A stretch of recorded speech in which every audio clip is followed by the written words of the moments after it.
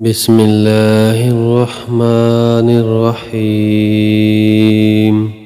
اور ہم نے سمود کی طرف ان کے بھائی صالح علیہ السلام کو بھیجا۔ انہوں نے فرمایا، اے میری قوم، تم اللہ کی عبادت کرو، اس کے سوا کوئی تمہارا معبود نہیں۔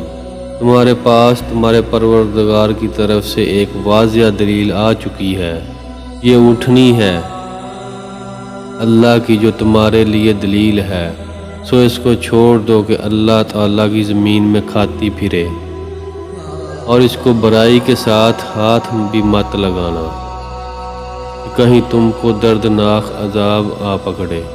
سیدنا جابر رضی اللہ عنہ سے مروی ہے کہ جب رسول اللہ صلی اللہ علیہ وآلہ وسلم غزوہ تبوک کے سفر کے دوران قوم سمود کے شہر حجر کے پاس گزرے تو آپ فرمایا، معجزات کی طرح کی نشانیاں کا مطالبہ نہ کیا کرو۔ صالح علیہ السلام کی قوم ان کے بارے میں سوال کیا تھا، پس اونٹنی کے سوا ان کا یہ مطالبہ پورا کیا گیا۔ وہ ایک راستے سے آتی تھی اور دوسرے راستے نکل جاتی تھی، لیکن انہوں نے سرکشی کی اور ان کی کونچیں کاٹ دیں۔ وہ ایک دن میں ان کا پانی پی جاتی تھی اور وہ ایک دن میں اس کا دودھ پیتے تھے، لیکن انہوں نے اس کی کونچیں کاٹ دیں۔ اس وجہ سے ایک چیخ ان پر چھا گئی اور اللہ تعالیٰ نے آسمانی نچلی سطح کے نیچے والے ان کے سب کو ہلاک کر دیا۔